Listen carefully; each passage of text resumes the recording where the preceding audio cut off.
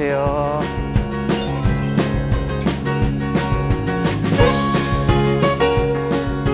휴가 잘 다녀오셨어요?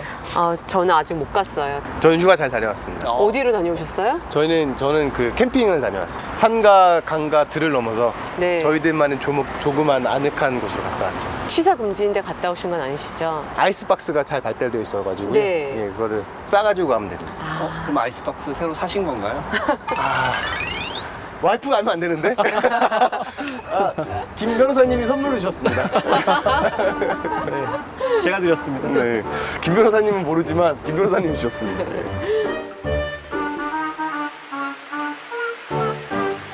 그러면 우리 빨리 타서 오늘 또 좋은 입법안을 한번 만들어 보도록 할까요? 오늘 왠지 외로운데요? 좀 외롭죠? 네. 누가 외로워요? 왜 외로워요? 채용밖에 없어서 외롭다.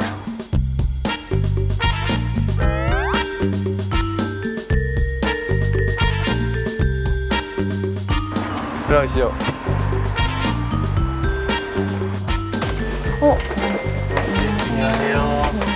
안녕하세요. 네. 봐요. 네. 국가인권위원회 그 현장 상담위원으로 활동하고 계시는 서수현 변호사님이십니다. 아유, 반갑습니다. 네.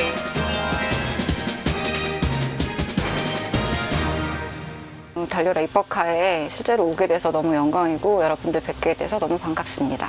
반갑습니다. 네. 영광입니다. 네. 연예인을 보는 것 같은 그런 느낌을 받았어요. 이런 게 실제로 유명한 스타 변호사님들이시구나. 네, 저희가 제가 이 그랬나요? 자리에 있어.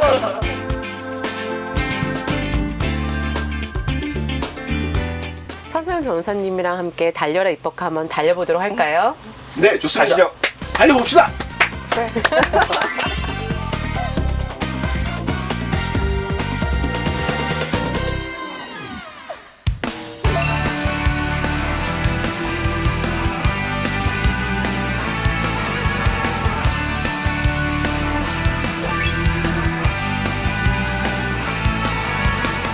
오늘은 어떤 주제로 입법 제안을 받아보도록 할까요?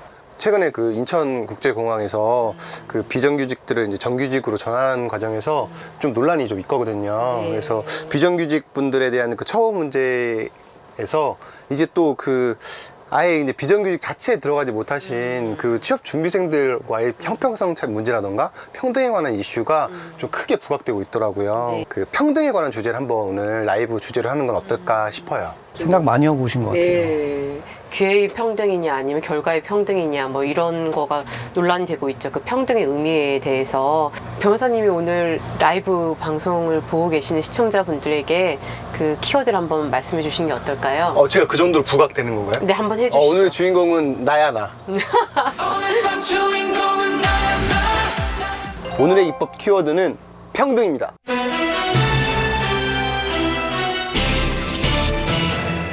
변호사님은 평등하면 뭐가 생각나세요? 저 평등요? 한숨이 생각나시는구나. 아니요, 저는 평등하면은 그냥 차별이 생각나요. 네. 요즘 좀 제가 고민하고 있는 이슈가 이제 차별 부분이라서 그런 것 같아요. 차별 얘기가 했더니 차별금지법 통과 안 돼요. 7번이나 발의됐는데 철회되고 폐기되고 라고 하시네요.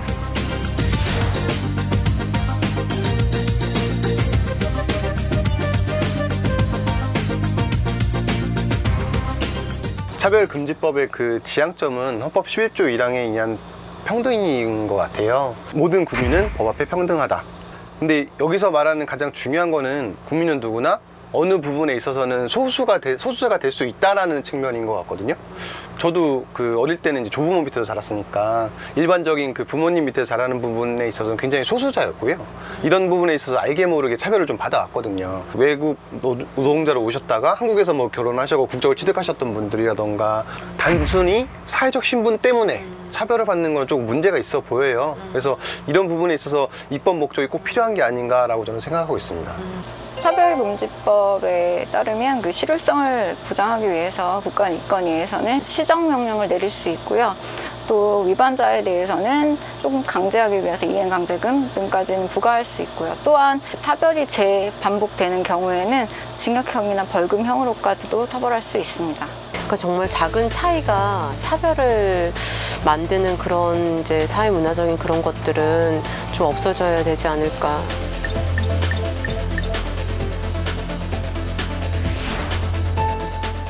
저희 입법 특공대에 따로 특별하게 그 의뢰인께서 저희한테 사연을 보내주신 게 있어요. 지난 방송에서 저희가 만 18세 미만 청소년 시설보호 청소년에 대해서 저희가 얘기를 했었잖아요. 네, 보호시설에서 지내고 있는데요. 곧 만 18세가 되는데 시설 퇴소가 걱정이에요. 19살 정도 되겠죠. 네. 우리나라 나이로 네. 시설의 보호가 종료가 돼요. 그러면 그냥 나가야 되는 거예요.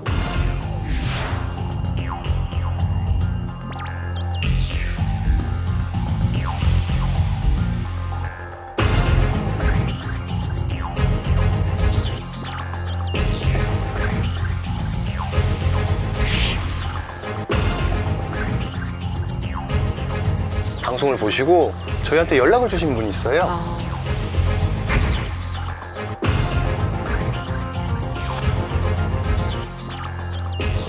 안녕하세요. 저는 2016년에 보호 종료된 당사자입니다. 보호 종료 아동에게 사회는 힘든 곳이 맞습니다. 그렇다고 우리가 약자라고 주장하고 싶지는 않습니다. 사회가 그들이 자립할 수 있는 기반을 단단히 마련해 준다면 각자 역할을 다하는 사회 구성원으로 살아갈 수 있다고 생각합니다. 우리 사회의 보호 종료 아동에 대한 인식 개선이 필요하다고 생각합니다.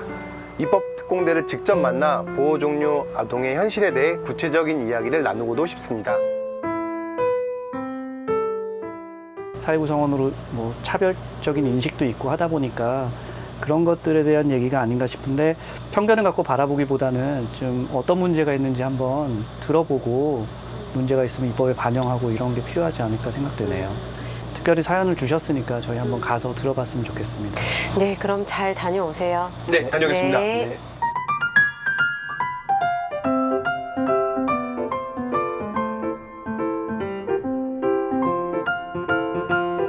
오늘은 참 역사적인 순간입니다. 그러게요. 방송을 보고 사연을 보내주실 줄이야. 네, 참 저희를 불러주시니까 네. 제 방송도 열심히 보시는 것 같고 특공대에서 출동한 보람이 있는 것 같아요.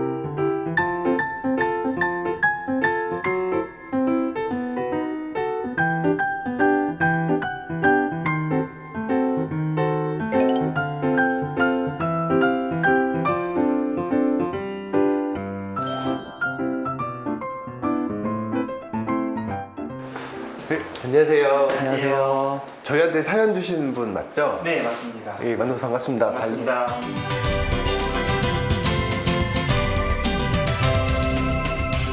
자기소개부터 부탁드릴까요? 보육원을 퇴소한 지 4년 정도 지난 보호 종료 아동이고요. 보호 종료 후에 네. 부딪히는 가장 큰 어려움은 뭐예요? 다 모든 게 처음이니까 다 모든 게 힘든 건 사실이고요. 저희가 보육원에 살 때는 그래도 보호자라는 선생님들이 있어서 그분들이 뭐 통장 관리도 해주시고 정말 보일러가 고장나면 그런 것도 다 직접 고쳐주셨거든요. 근데 퇴소하게 되면서부터는 그런 걸 모두 혼자 해야 되니까 안 해봤던 거를 시도하기가 너무 겁이 나는 게 당연하고요.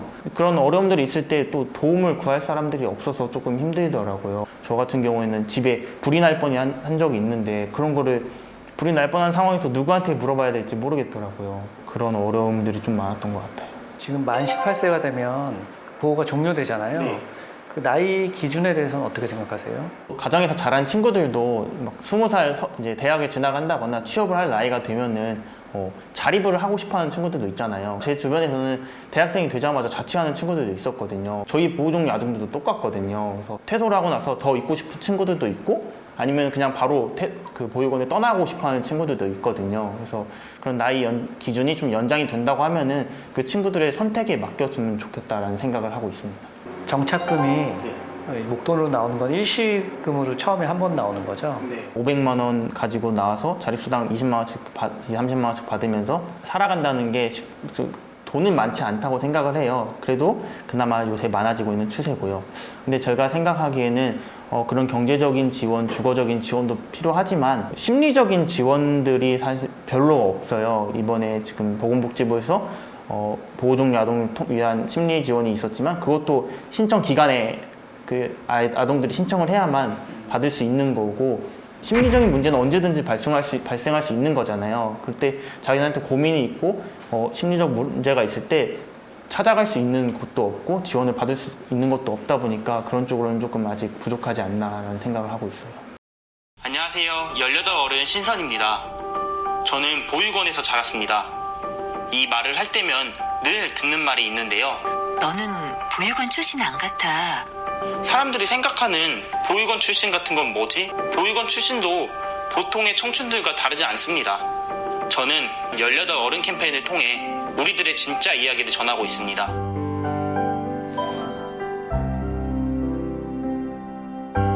자립 전문가라는 직업은 원래 기존에 있던 직업은 아니고요. 제가 나름 이렇게 만들어 나가고 있는 직업인데요.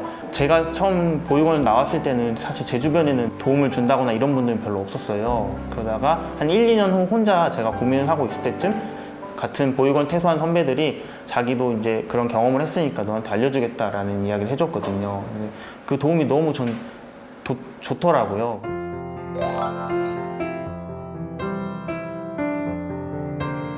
제 후배들도 그런 똑같은 전철을 밟아갈 거라는 생각에 좀 안타까웠어요. 그래서 그런 친구들을 위해서 좀 더 실제로 경험한 것들을 전문적으로 알려줄 수 있는 아동 자립 전문가가 돼야겠다라는 생각을 했고요. 드라마나 영화에서 보육원 출신이라고 하면 역시 고아는 다들 이렇다니까 라는 계속 부정적인 이미지를 만들어 가더라고요. 미디어에서 보여주는 이미지가 아닌 경우도 되게 많거든요. 뭐 변호사도 나오고 뭐 CEO도 나오고 하지만 사실 잘된 사람이 보육원 출신이다라고 하면은 그게 또 어떻게 보면 흠집이 될 수 있다 보니까 이제 잘 되더라도 자신의 배경을 숨기게 되는 게 좀 안타까운 것 같아요.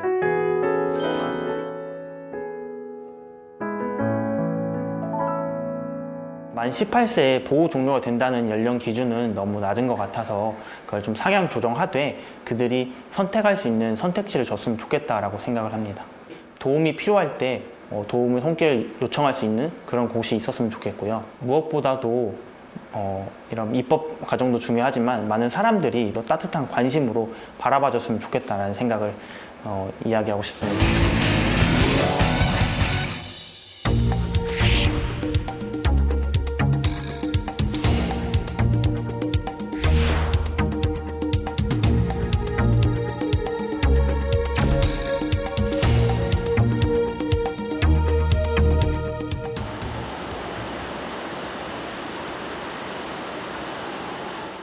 흔치는 않아.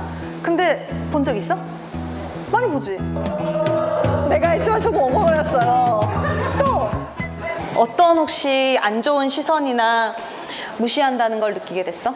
저요? 학교 선생님이요. 학교 선생님이 어떻게? 애들 앞에서 시설 얘기하고요. 애들이 그러고 나서 좋은 시선으로 보지 않았어요. 왜 너희들은 보호 종료 아동이라고 말하기가 어려운 걸까? 사람들의 시선. 사람들의 시선이 너희를 불쌍하게 봐?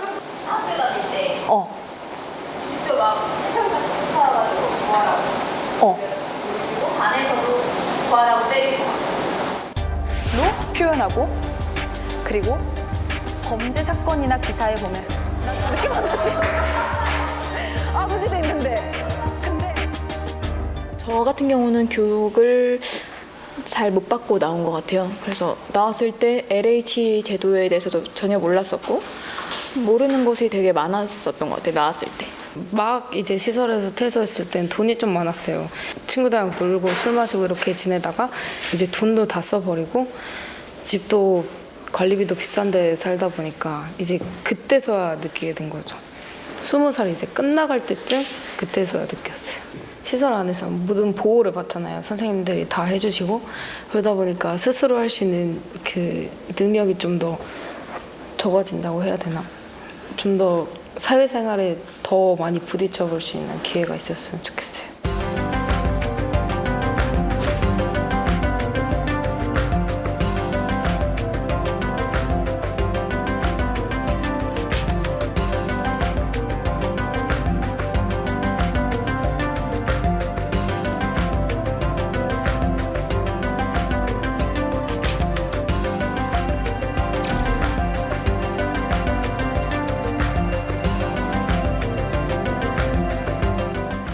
갑자기 그게 자유가 허용되면서 그 자유를 컨트롤하지 못하는 게 제일 단점 아닐까 생각합니다. 인식 개선도 필요하고 그 아이들을 지도할 만한 선생님도 필요하고 자립 이후에 케어가 지속적으로 진행이 돼야 되는 거예요. 아이들이 선생님 나 이런 근로계약서를 써왔어요. 선생님 나 이거 근로계약서 잘 쓴 거 맞아요? 이런 걸 말할 어른조차 없다는 것.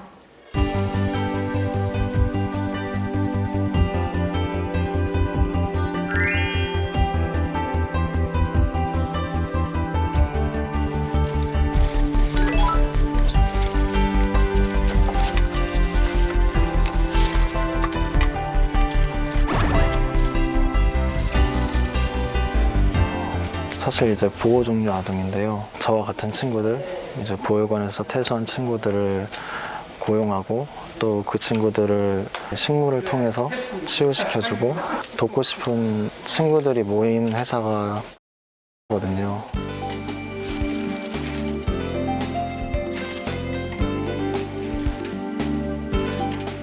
일단 제가 그런 출신인 걸 알고 뭐 조선소에 있을 때 어떤 형님 한 분은 그냥 싫어하신 분도 계셨고 욕하신 분도 계셨고 그래서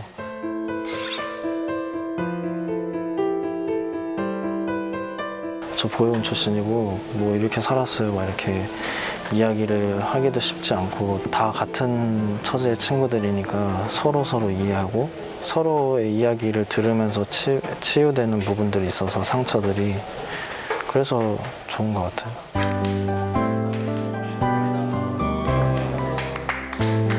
나 하나도 안 먹었어. 너도 알았으니까 못 먹었지. 아니 난 용수가 내 거 남겨놨대. 딱 떨어져서 혼자 따로 활동하는 그런 비밀 조직인 거예요. 스스로가 그런 해답들을 나는 다 찾아가면 좋을 것 같고 또 이 친구들이 자립을 해야 될 때 자립에 필요한 프로그램을 제공하기 위해서 설립이 되었어요. 제가 왜 우리 친구들에게 관심을 갖게 되었냐면 저 또한 사실 보육원 출신이거든요. 이전에 있던 직장에서 이제 적응하기가 사실 쉽진 않죠. 일반 사람과 경험해왔던 경험치가 완전 다르잖아요. 그러니까 다른 삶이었잖아요. 그러다 보니까 대화하는 것들도 어려웠고 또 어른과 관계하는 부분들도 사실 어려웠고 그 모든 부분들을 이해해주고 수용해줄 수 있는 사람들이 있다 보니까 친구들이 정착을 하고 여기서 안정을 더 많이 취하는 것 같아요. 허기에 걸리면 다른 사람이 쉽으면 너무 힘들 거예요. 그래서 또 후배들 더 도울 수 있는 환경들을 마련할 수 있을 테고 아니면 정서적으로 기댈 수 있는 이런 관계들이 많지 않았던 것 같아요. 그런 관계 형성할 수 있는 분위기가 좀 어려웠다고 해야 될까요? 그래서 결국은 혼자 계속 제 삶을 꾸려나가야 했다는 것이 좀 힘들었었던 것 같아요. 같은 그 과거를 걸어온 동생들을 위해서 내가 하루하루 살고 있다는 그 마음을 가지고 살게 되니까 의미 있는 그런 목적을 가지고 걸어갈 수 있다는 게 되게 저한테는 좋은 것 같아요. 도와주시기도 하고 모르는 거에 대해서 있으면 방향도 잡아주시니까 내가 진정을 하고 싶은 걸 하기에 아무리 일이 좀 힘들어도 즐겁고 재밌고 합니다.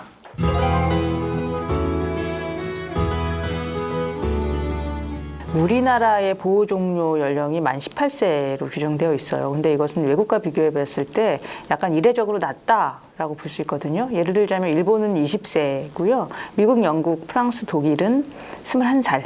그리고 독일은 아주 특별한 경우에는 27살까지 연장할 수 있다는 점에서 우리나라의 만 18세 규정은 조금 낮은 연령이긴 하죠. 우리나라 같은 경우에는 자립전담요원이라는 분들이 계세요. 그래서 자립 지원을 해주시는 건데 이 제도의 또 굉장히 한계는 뭐냐면 일단 30명 이상일 때 1명 배치되는 걸로 되어 있고 100명 이상일 때 1명 더 추가로 배치된다. 그래서 이 얘기는 뭐냐면 99명일 때 1명의 자립전담요원이 이 많은 청소년들이 자립해서 어떻게 살 것인가를 지원해준다. 좀 굉장히 지금 듣기에도 어려워 보이죠. 영국에는 개인 상담사 제도가 있어요. 그 국가의 보호 시설에서 나갔는데 2, 3년 지나고 나서 위기가 찾아오는 거죠.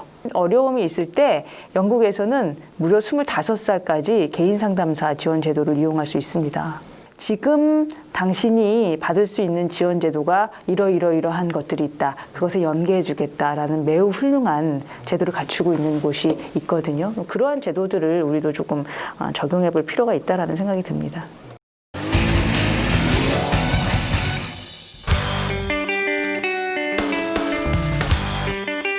네, 현재 청년 취업이 굉장히 어렵잖아요. 그 청년들이 취업이 늦어지니까 자립 시기도 늦어지는 것 같아요. 그래서 관련된 법령을 좀 개정해서 보호 종료 연령을 좀 높이는 게 어떨까라고 저는 생각이 좀 들거든요. 이게 문제가 시설에서 나가면 기초생활보장수급자로 월 30만 원 정도를 받고 정착금으로 뭐 300에서 500만 원 받고 보호 종료 3년 차까지 그 월 30만 원의 지원이 되는데 이게 학비를 벌기 위해서 아르바이트를 한다던가 해서 수입이 생기면 이게 지원이 끊어지는 거예요. 그러니까 양자택일의 문제가 돼서 어려움이 있고 보호 종료 아동의 진학률이 또 낮은 편이라는 통계가 있더라고요. 그래서 최종 학력으로 볼 때 고등학교 졸업이 45.8%로 가장 높고 이러다 보니까 현실적으로 경제적인 어려움이 가장 현실적으로 크게 다가오잖아요. 이런 부분들 때문에 이 지원이 현실에 좀 맞지 않다는 얘기가 있더라고요. 미국의 경우는 저희와 보호 종료 연령은 비슷한데요. 물론 주별로는 차이가 있겠지만 10대 중반쯤부터 이제 경제적인 어떤 심리적인 자립 계획을 스스로 세우게 도와주기도 하고요. 그들이 만약에 대학이나 아니면 어떤 뭐 취업 관련된 전문학교에 진학하게 되면 뭐 연간 $5,000 정도를 뭐 지원해주는 방법도 있고요. 그에 비해서 우리나라는 어떤 지원금이 현실적으로 매우 낮은 게 문제라고 할 수 있습니다. 지원금을 많이 주는 것도 중요하지만 지원금을 그 친구들이 많이 받게 되면 또 다른 또 표적 그 범죄라든지 이런 안 좋은 사례의 또 표적이 될 수 있거든요. 그래서 그런 걸 또 관리해주는 또 기관도 필요하지 않을까 그렇게 생각이 드네요. 전담할 수 있는 전담 인력, 전담 부서, 전담 기관 이런 게 필요할 것 같아요. 한편으로는 조금 안타까운 게 우리나라 이제 아동복지라던가 이런 분야가 옛날부터 외국 선교사들이나 종교단체를 통해서 지원을 받으면서 시작된 부분이 많다 보니까 국가나 지자체나 이렇게 공공정책으로 주도해서 가는 거에 되게 소극적인 부분이 많은 것 같아요. 통일된 정책이나 이런 게 없다 보니까 실제로 그 복지를 받아야 될 아동이라던가 미성년자들이 혜택을 많이 못 받고 있는 부분도 있는 것 같습니다. 그 보호시설에 있는 그 안에 속에서 사회 공동체로서 뭐 보호가정, 멘티가정과의 연계를 도와주던지 서로의 그 관계를 계속 유지해 나가고 그 관계를 기초로 앞으로 사회에 나갔을 때 혹은 보호 종료시설에서 나갔을 때 이렇게 형성된 어떤 그 관계가 끝까지 그 청소년들의 자립을 잡아준다면 정말 사회의 일원 혹은 구성원으로서 자리 잡는 데 실질적으로 기여하지 않을까. 우리 사회가 전체적으로 함께 공동체 인식을 가지고 보다 큰 의미로서 차별을 없애는 데는 중요한 어떤 하나의 방법이 아닐까라는 생각도 들었습니다. 그 아빠는 소년원에 가 있대요. 그건 어쩌면 자기물 먼저냐 달걀이 먼저냐처럼 생각을 아예 해본 적이 없어요. 그러다가 또 몰라서 잘 알지 못해서 차별이라는 자에 대한 편견이 없을 수도 있고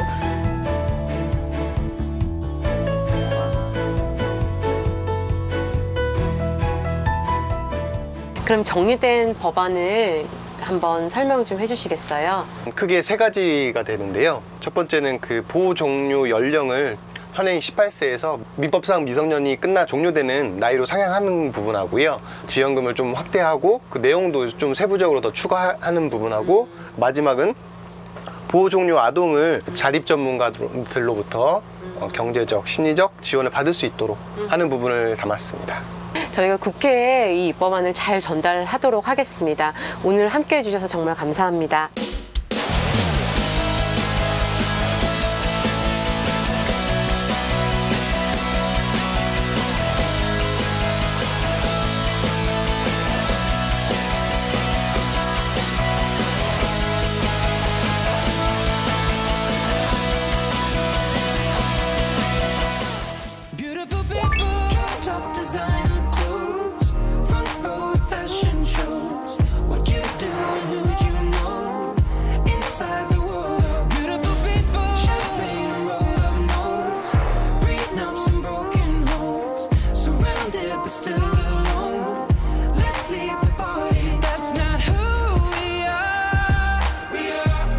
여사님 근데 연예인 닮으셔가지고 아니 그런 얘기 많이 듣죠? 누구 닮았는 누구 닮으셨나요? 아니에요.